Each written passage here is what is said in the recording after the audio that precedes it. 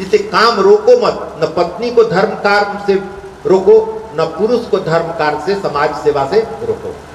हमारा विचार है, इससे सहयोग करो। शास्त्र कहता है, ये भामती टीका जो लिखे हैं, पत्नी इतने तपस्या की, पति भी किया, तो आज सभी लोगों को शास्त्र का प्रमाण मिल रहा है, आनंद आ रहा है, समाज में फैल रहा उनके सिद्धांतों को। वो स्वामी जो किए, उनके जो फल हैं उनकी पत्नी को भी मिल रहा है। तो दोनों एक दूसरे के होते हैं और दोनों एक दूसरे के भागीदारी होते हैं। इसलिए उसमें लड़ो मत इसके लिए कि तुम अपने परिवार के लिए कितने कर रहे हो, समाज के लिए कर रहे हो, या तुम क्यों कर रही हो। ये सब उचित नहीं है, क्योंकि तुम भी उसमें साझेदारी हो, साझा तुम भी हो, तुमको भी वो मिलेगा। इसमें कहानी दिया हुआ है, मन कितना बदमाश है, इसके कहानी के रूप में दिया है कि क्या करता है।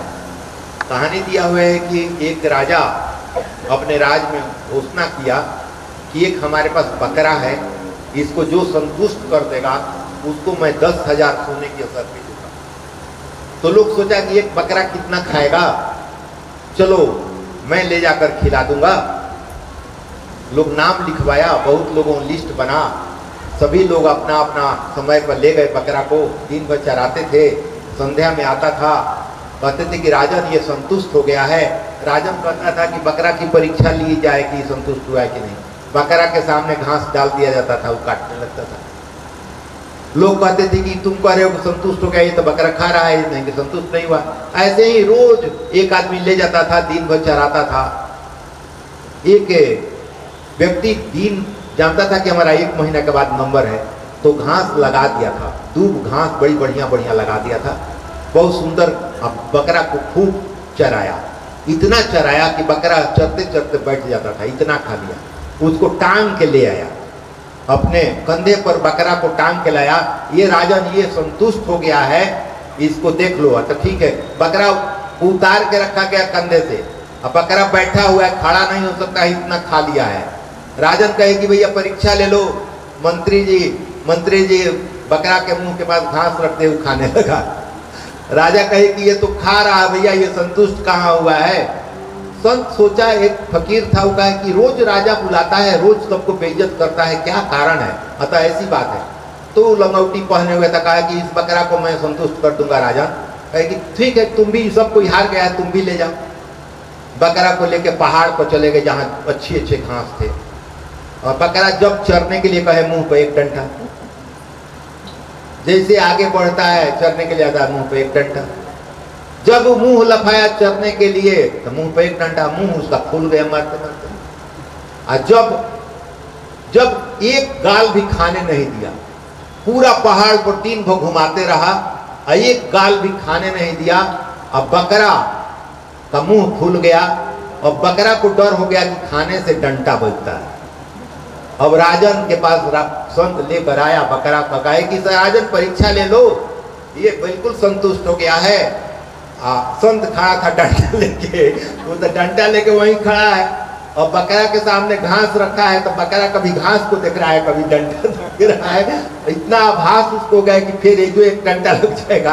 अब वो काहेला घास के तरफ देखे जाए, वो डंडे के तरफ देख रहा है। तो ये कथा कहानी के माध्यम से कहा गया है कि हमारा मन जो है ये बकरा है।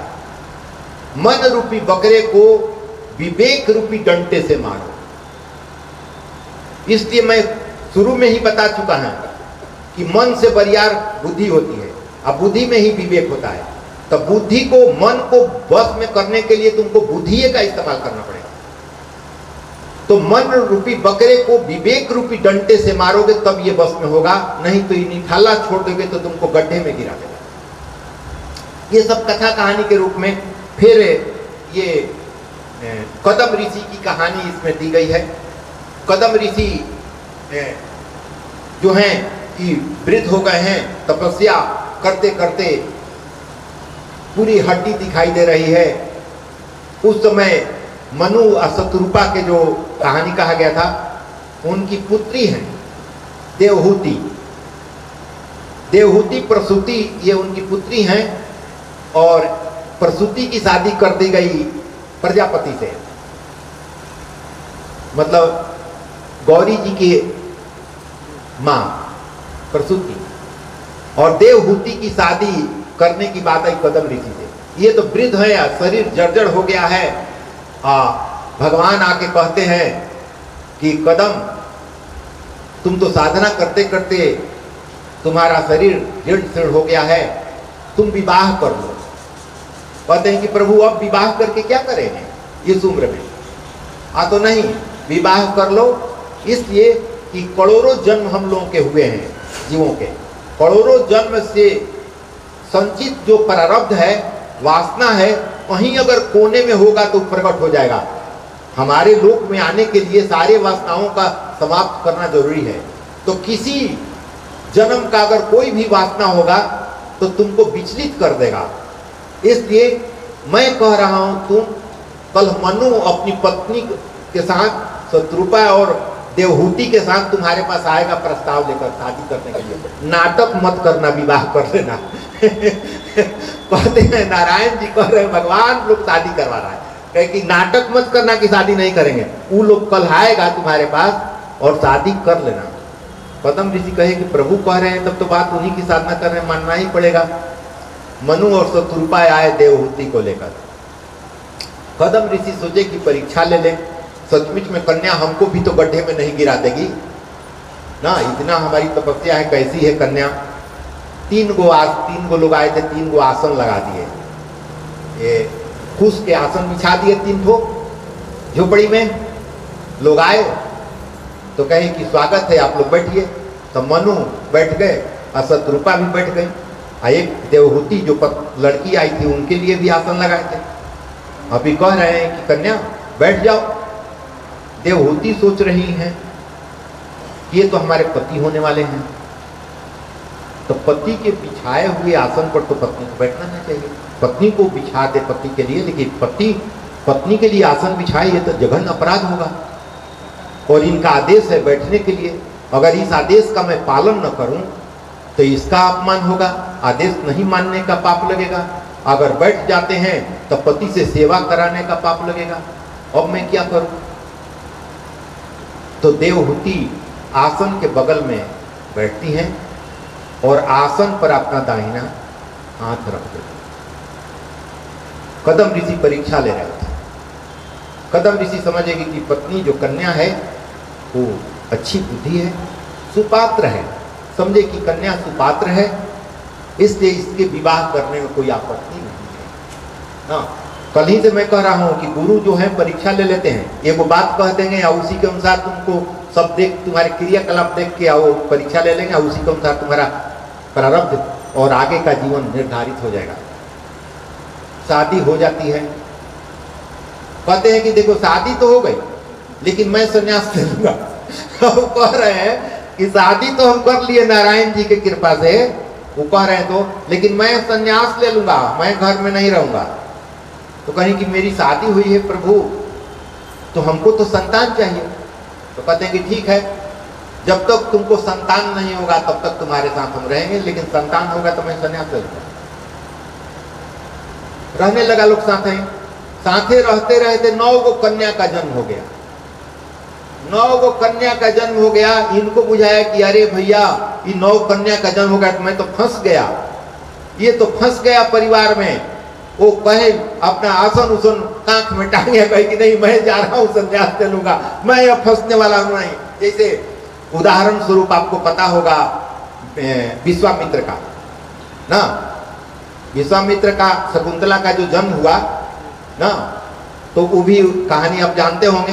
वो विश्वामित्र भी छोड़कर चले गए थे ना, तो उसी तरह ये भी चलने लगे। तो कहे कि प्रभु आप कहे थे कि एक संतान जब तक नहीं होगा तब तक हम रहेंगे, तो अभी तक कन्या हुई है, लड़का कहाँ हुआ है? तो कहे कि बात तो सही कह रही हो, संतान कहे थे अभी तो कन्या हुई है, तो हमारी बात तो गलत हो जाएगी। रुक जाते हैं, साधना करते हैं, तो भगवान कहते हैं कि मैं ही जन्म लूंगा। तो कदम ऋषि के पुत्र के रूप में कपिल जी आ रहे हैं। कपिल मुनि, जहाँ गंगा सागर में उनका भारत में संक्रांत के समय लोग जाता है, तो कपिल जी के रूप में नारायण ही का जन्म हुआ है। और वो नारायण जब आए तो पिताजी तो चले गए, संन्यास ले लिए, पिताजी तो कहते कि एगो संतान होगा तो मैं चल दूंगा, तो चले गए। और माँ परिवार में फंस गई है, तो माँ को कपिल जी बैराग उत्पन्न कराए हैं। माँ बहुत तरह के प्रश्न किए हैं, इतने प्रकार के भोग हैं, उस सब का अर्थ बताए हैं। और कपिल जी एक ऐसे हैं जो माँ को भी बैराग उत्पन्न करा दिया, शस्त्रार्थ करके, सत्संग करके। तो माँ भी संन्यास ले ली और कपिल जी भी गंगा सागर चले गए ना। तो कपिल गीता भी है, कपिल जी का लिखा हुआ है, वो पढ़ने पर वो सारे चीज। तो ये कथा कहानी दिया हुआ है कि प्रारब्ध जो तुम्हारा है, वासना है, किसी जन्म का वासना तुम्हारे अंदर है तो प्रकट कभी भी हो जाएगा। इस कथा के माध्यम से ये बताया गया है। और तुम्हारा पुत्र जो है वो नारायण के रूप में ही आएंगे। जैसे कल ही से मैं कह रहा हूँ कि आत्मा प्रभु वही है, दूसरा कोई है नहीं। ये समाधि बात है, वही आएंगे। और वही अगर तपस्या करोगे तो एक्टिव स्टेट में वो आत्माएं रहेंगी। शुरू से ही देखोगे विलक्षण गुण वाले बालक होते हैं, जैसे प्रहलाद का है, ध्रुव का आगे कहानी आएगा। ये जन्मे से लोग वैसे थे। तो ऐसे ऐसे को जन्म देने का कार्य हमारे सभी जो माता पिता हैं उनका ये कर्तव्य है, भाई बहन है उनका कर्तव्य है कि कैसे हम अच्छे सुसंतान को जन्म दें। इसके लिए साधना करने की आवश्यकता है। हर एक ऋषियों की शादी हुई है और साधना करने के बाद विवाह हुई है, और जो संतान हुए हैं वो दिव्य हुए हैं। ध्रुव की भी कहानी इसी तरह का है। तो बहुत सारी चीजें इसमें हैं। ध्रुव की कहानी भी आगे आएगी। ये हरे राम राम राम हरे हरे, हरे राम राम राम हरे हरे, हरे कृष्ण कृष्ण कृष्ण हरे हरे, हरे कृष्ण कृष्ण कृष्ण हरे हरे। वृंदावन की एक कहानी है। वृंदावन में एक महान महात्मा रहते थे। एक बार वो ध्यान में बैठे थे कि एक चूहा उनकी गोद में छिप गया, क्योंकि उसके पीछे बिल्ली दौड़ रही थी। महात्मा ने दया से उस चूहे को कहा कि तू जैसा चाहे वैसा मुझे तुझे बना दूंगा। चूहा ने कहा कि हमको बिल्ली बना दो भैया, बिल्ली हमको खदेड़ रही है। तो बिल्ली को बचने के लिए जब बिल्ली बन जाएगी तो बिल्ली नहीं खदेड़ेगी। तो वो आशीर्वाद दे दिए कि चूहा से बिल्ली बन गई। अब बिल्ली को कुत्ता खदेड़ने लगा। तो फिर वो बिल्ली आकर संत के पास कहते हैं कि भैया हमको कुत्ता बना दो, कुत्ता अब हमको खा जाएगा। कहे कि ठीक है, तुम्हारा इच्छा है तब कुत्ता बना दो। कुत्ता बना दे, बिल्ली को कुत्ता बना, चूहा को बिल्ली बना दिए। बिल्ली से डर लगने लगा तो कुत्ता बना दिए, कुत्ता से डरने लगेगा, कुत्ता भी खतरने लगा तो आ गया बिल्ली बन गया, कुत्ता बन गया। अब कुत्ता भागते हुए आया, कहे कि नहीं प्रभु शेर खदेड़ रहा है, हमको शेर बना दे। तो कहे कि ठीक है तुमको शेर बना देते हैं। अब तो डर नहीं रहेगा ना। उसको शेर बना दिए। चूहा को बिल्ली, बिल्ली से कुत्ता, कुत्ता से शेर बना दिए। और जब ये शेर बना तो उसका प्रारब्ध था खाने का आदमी का। अब संते को खाने के लिए चला। जो इसकी रचना किया है, जिसके आशीर्वाद से वो उस जगह पर वो प्राप्त किया है, उसी को खाने के लिए चला। तो संत कहते हैं कि पुनः मूसको भव, एक ही बार बोले फिर से मूस बन जा। तो पहले का ये कथा कहानी इसलिए दिया गया है बीच बीच में हमारे लिए कि हमारा मन जो है स्थिर रहता ही नहीं है। ये हो जाएगा तब ये हो जाता। भगवान के पास, संतों के पास जाके कहोगे ये हो गया प्रभु, अब ये हो जाए, अब ये हो जाएगा। हम बड़ी झेलते हैं। हम शादी नहीं हो रहा है तो शादी हो जाए, शादी हो गया तो बाल बच्चे नहीं हो रहे हैं, बाल बच्चे हो जाए, बाल बच्चे हो गए तो पढ़ नहीं रहा है, पढ़ाई हो जाए, अब पढ़ाई हो गया है तो पोता की शादी हो जाए। बस बस और कुछ काम नहीं। ये बदमाशी कर रहा है, सुधर जाए, बुद्धि सुधर जाए। बस संतों का यही काम है कि तुम्हारा शादी करवा दे, तुम्हारा बाल बच्चा करा दे, तुम्हारा पढ़ा लिखा दे, और सब उनका दूसरा कोई काम नहीं है ना।